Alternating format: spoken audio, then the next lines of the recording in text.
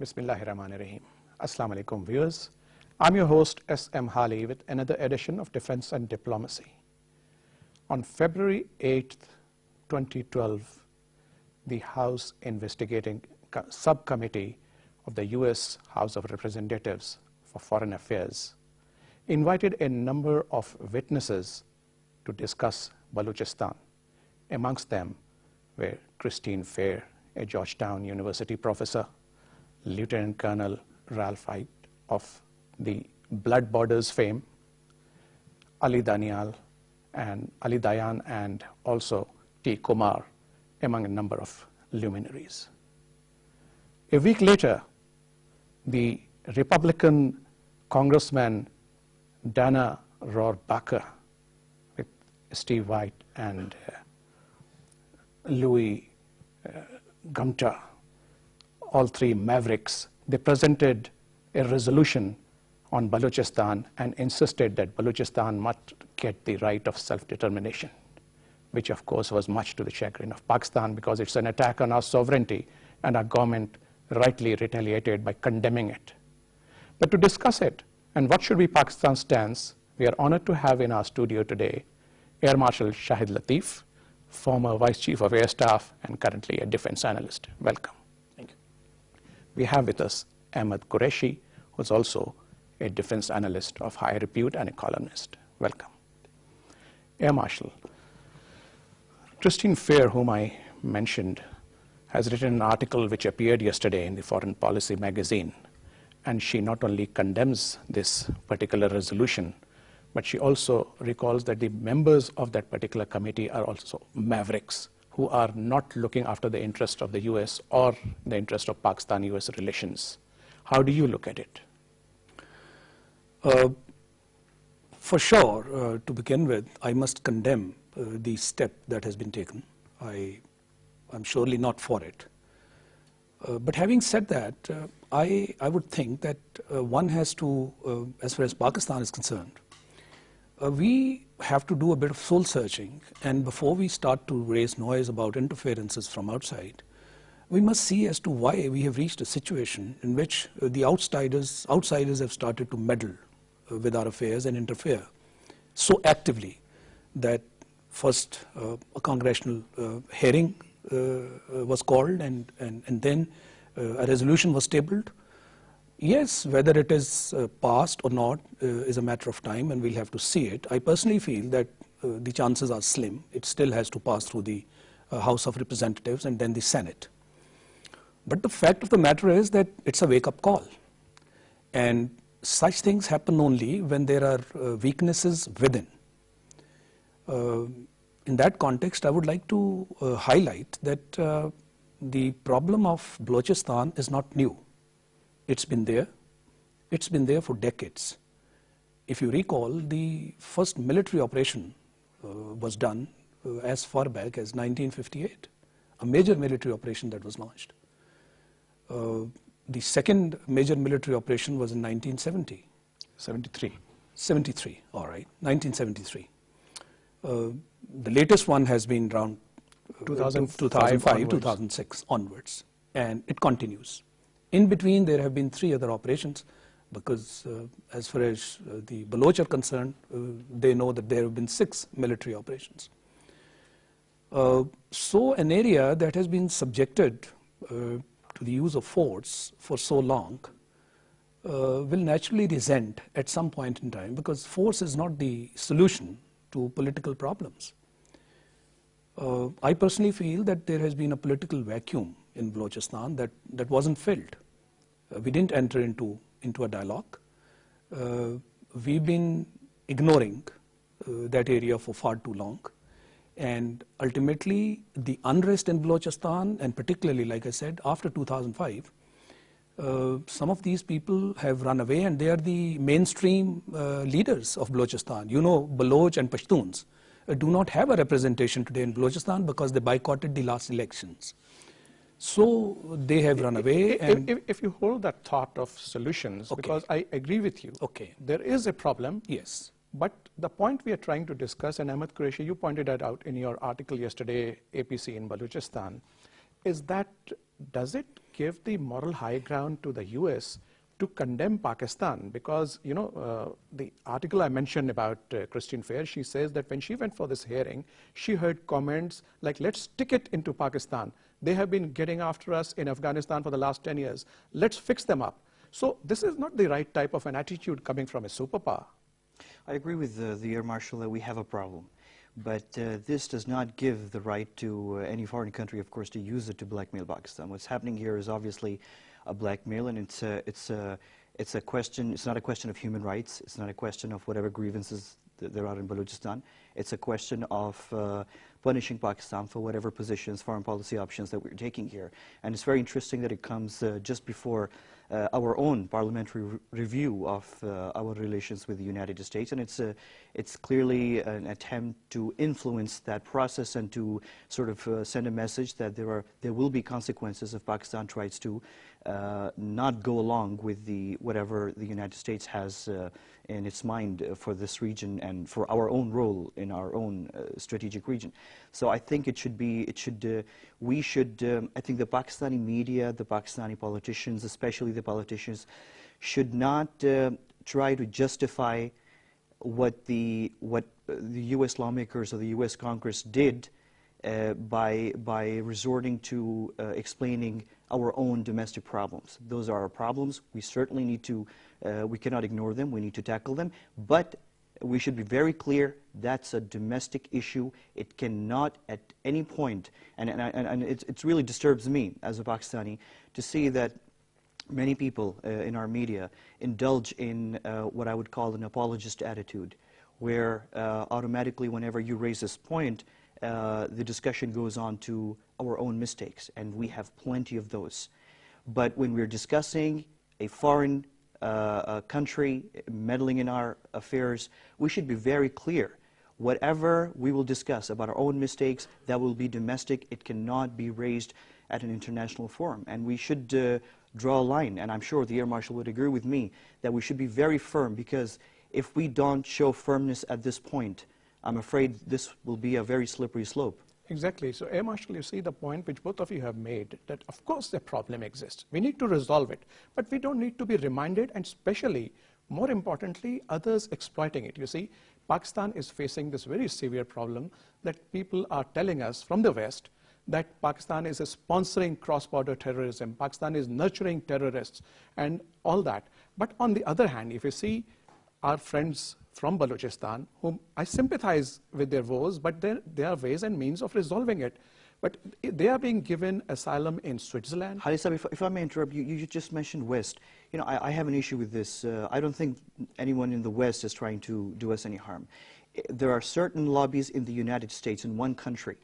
And when you talk about asylum in Switzerland... No, the point I'm trying to make is that they have, sought asylum in Switzerland. Switzerland. Yeah. They have given asylum. The Americans did it, sir. In the UK. The Americans negotiated the asylum for Bram Dag Bukti in Switzerland, in Geneva. Yeah. Fine, they negotiated, but right now they are there in UK and in Switzerland. Yes, they are. The point is, the asylum has been seeking given by asylum these is something else. It's on humanitarian grounds, but using or allowing your territory to be used for insurgency or such, criticism of another country, that, sir, is criminal. Yes, look, I'm in 100% agreement with you and my friend here that this is something wrong, outrightly wrong, and it is to be condemned. Having said that, I am trying to attend more to the problems that have invited this kind of interference. You see, because unless your own house is in order, there will be interferences of all sorts, and we'll keep condemning. We'll keep blaming them for this, and today I stand with you in saying that this is none of their business to be pointing fingers at our domestic affairs. But if you clean up your house, you will eliminate the possibility of the outsiders committing aggressions on you. It is the weaknesses inside that always lead to aggression from outside. This is the point I'm trying to make. Having said that, look at the American position and their situation. And once again, I would point to our past history.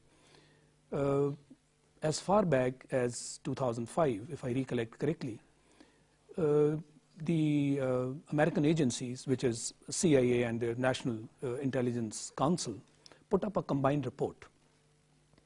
And having been encouraged by their balkanization model, this report indicated that they were now working on Pakistan. Of course, they had their sights fixed on Middle East and on Central Asia. And so this is a part of the greater game that's going on. And that is why this effort that you may make to criticize the Americans for their interference here may not really pay dividends, because if it is a part of the greater game, those efforts will continue. And this is my worry, that if we are falling in that trap in which they had anticipated, and this report clearly points out that by 2015 they will make an effort to declare Pakistan as a failed state. And they have mentioned reasons for that, in which they will try and achieve fragmentation here, inter-provincial rivalries here, differences between the state and the society. A complete breakdown of law and order. Complete breakdown, bloodshed, and see how they are happening. Didn't they happen? Haven't they happened in the Middle East? You see what happened in Libya, Syria, Iraq. And for that matter, now it is coming. It has happened in Yemen, and it will come to Iran, Afghanistan, and Pakistan. So we see a connection. We see a chain. Those are much bigger things to worry about. And if you fall in that trap, and if you pave the way for that kind of a campaign to be run here, I guess you are at fault yourself. What you can do is to clean it up, and then tell it will in itself be a message to others to just lay off and not have a reason to come and interfere with your matters. Point taken. You see, we have to clean up our own mess. Yes. Maybe it will be like a Herculean task of cleaning the Augean stables, but it needs a concerted effort. And what you pointed out in your article the other day, I would like to actually apprise our viewers, if they haven't read that, is that, you see, if you live in a glass house, you shouldn't throw stones. If we are talking about the USA, it has had its own past. Texas, we all know the history that the Texans were, the state of Texas was taken away from Mexico by force, and today or tomorrow, an MNA gets up and says that we support the Texans for a separate state, or for that matter, the Red Indians. If you go to Geneva next month, to the UN Human Rights Council session next month, you will meet various delegates from the United States, specifically from the state of Alaska, and you would be stunned to know that there is a very vibrant movement for the independence of Alaska, and there is a long history of grievances, including deaths and assassinations. And you will meet U.S. citizens who would very logically, with great reason and great printed material, would explain to you the legal basis of their struggle and the history of their legal interaction with the federal government in the United States on this. So they have problems. But I just very quickly, Khalid Saab, what Air Marshal said here is very important. I'm a very unashamed advocate of a type of reform in Pakistan that should deal with exactly what the Air Marshal just mentioned. And I must say here very clearly that it is time that the Pakistani state stepped in, asserted itself, and introduced things that would fall into the category of indoctrination, of strengthening the Pakistani identity, of reforming the way politics is practiced in this country. We cannot afford political parties that divide Pakistanis on language. We cannot afford political parties whose leaders are permanent. We cannot afford political parties that directly deal with foreign governments without the knowledge of the state of Pakistan. We need to limit these, or just fill in these gaps in the wall that surrounds our state. We have these weaknesses. Of course, when I mention this, of course, normally people counter and say, well, you need to give time. It's a process. Well, we don't have time. We are entering the second decade of the 21st century. The time for experiments was, I'm sure you would agree, and the Air Marshal was the last century, the 20th century. Many states got away with many experiments inside their borders. We don't have time for that. We wasted, I think, if we take the 1980s or begin with the parliamentary elections in 1985, we've wasted almost 3 decades, 30 years of what I would call failed politics. We have a political system that is going nowhere. If you have 5 elections, if you have 10 elections, you might have some minor improvements, but the major flaws, the structural flaws exist. It's not about civil-military relations, and I think we waste too much time on things that, that distract us from the real thing. The real thing is very simple. We have a structure of the state that is very wrong. We have federating units that are based on language. I don't use the word ethnicity, sir, because I don't believe that we have major ethnic differences here in Pakistan, but we certainly do have cultural or linguistic differences, and so forth. You have politics, you have very flawed way of practicing politics that divides the country instead of uniting, and we, unfortunately, allow rebellion, sir. I mean, that is wrong. In January 2005, the late, who is our elder, Nawab Akbar Bukti, an elder Pakistani statesman, resorted to a wrong option to express his grievances with the state. He accumulated a large amount of rockets, and without notice, if you recall, in January 2005, he started firing rockets at the various gas and Sui gas installations at Sui. And that was the wrong way to go. And we have condoned this kind of rebellion against the state for too long. There should be options. The state should also provide space, actually, for that kind of expression of dissent. But it should not go violent. And the violence, and for example, people going outside Pakistan, seeking support from foreign governments, like Braham Dag Bukti, for example, did, these kind of things should be pointed out and outlawed in clear terms. Right. So, Air Marshal, actually coming back to your point about setting our own house in order. 2 weeks back, I had the opportunity to visit Balochistan as well as the entire Makran coast. And I came across a number of development projects. Unfortunately, why I'm saying unfortunately is that they were run by the armed forces. Unfortunately, because it is the central government, the federal government, which should be doing this. And I met a lot of Baloch leaders who said that these development projects are too little, too late. They should have been done in 1970s, like establishing schools, hospitals, roads, dams, because we have already, created a situation where these people are disgruntled, and the others are, of course, playing with the fire. What do you have to say to that, sir? Look, first of all, I have a difficulty with understanding that the development in a province should take place under the auspices of the center. The reason is very simple. Have you done that to the other provinces? Are we saying that in the other provinces there is absolute calm, there is no law and order problem, there is no corruption, money is not pocketed by influentials? All of this is happening across the board, the entire length and breadth of the country. Why, therefore, make an exception out of Balochistan? Why did we run into military operations in Balochistan only? The problems were similar. There are Sardars and there is the Darbari system in Balochistan, but there are the feudals elsewhere in the country. Did you crack down on them the way you cracked down in Balochistan? This is precisely that human beings resist and they desist. That you have one set of rules applying in one province or in the entire country, and you have a special set of rules being applied specially to one province. And that is where they felt deprived, dejected. And it is that destitution that has led them to feel that they're not the same they're not being treated at par. There is inequitable distribution of resources. For instance, when was Sui gas discovered in Balochistan? I guess in the 50s? Exactly. Okay. And when was it given to Sui? 85. That is the kind of deprivation, inequitable distribution of resources. Why the province should not be able to control their own resources? And particularly if there are some special resources with a province, why should they not be given priority? And royalty for that. And royalty. Yes, they have now accepted royalty. I'm told that there's about 120 billion rupees, and that are being dished out at the rate of 10 billion rupees a year to the province. But it is far too less, far too late. Exactly. This is what the Baloch leaders, and these were, temperate people whom I met. So one, that why is the province being treated differently? And that is why these feelings have come in.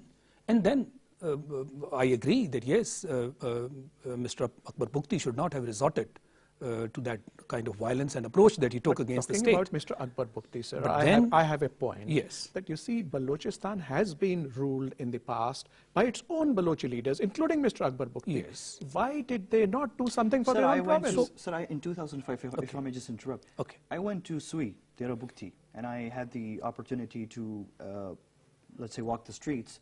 in Baloch attire, so that nobody would notice that there's somebody, an outsider here. And I was stunned, sir. In 2000, this was 2005, and in 2003, I was in southern Iraq. And sir, if I were in your show, in fact, I should have done this, if I were to show you some of the picture I took in Dera Bukti and Sui, and some of the pictures I took in southern Iraq towns and cities like Nasiriyah, Najaf, and Karbala, and not Basra, but the outskirts of Basra, you wouldn't know which is Iraq and which is Pakistan or Balochistan. The underdevelopment at Dera Bukti is horrendous. And to know that the person who was in charge of that area, the late Nawab Akbar Bukti, for so many decades actually pocketed, as you know, huge amounts of money and did not spend a single penny on his people is I think, I would say, criminal. And I think when we talk about, and I endorse what the Air Marshal just said, I completely endorse it. I have no conflict with any point that you raised, sir. I would just simply add that when we mention this, we should also add that we should also hold accountable the people who were at the helm of power, and those were local Baloch politicians who did not, as you said, very clearly pointed out, that they did not indulge in developing the province. Absolutely. We've even had a prime minister from Balochistan who should have, made sure that the resources are equitably distributed. I do not absolve them of their weaknesses, but what I'm trying to say is that, like in the rest of the country, somehow corruption has been an anathema all over. How did we deal with them? How did we deal with the provinces that were kept backwards? Look at the rural areas in Sindh. Look at, were they really developed? There was enough money that was being provided, but once again, those feudals did not allow these areas to develop. But in Balochistan, we took a different approach. 6 military operations in the 65 years of our existence, compared to virtually none in the rest of the provinces, it does lead to discrimination. And it is here that the human beings, like I said, they resent, they revolt. And it has come to a point of revolt. And now, when that happens, should you use force? No. Force has never worked anywhere in the world. When there are insurgencies... So as we are drawing to the end of this program, I would like you to just sum up and say what we as a state should do to, and ensure that peace comes to this province. Okay. I personally feel that there is a dire need for a political dialogue. And a political dialogue with whom? Not with the actors that are on the scene today. They are not representatives. The present government in the province is not really representatives of the locals there. You need to have Balochs, you need to have Pashtuns, who are the main representatives of that area. Point taken, sir. I'm afraid I've run short of time now. Get them, to talk to you. And people who are really angry, who are sitting abroad, they are the people that you need to talk to, point out their problems, but at the same time, elicit their cooperation to help you. Right. But at the same time, with the outside forces, you need to have a dialogue and tell them to lay off. Right.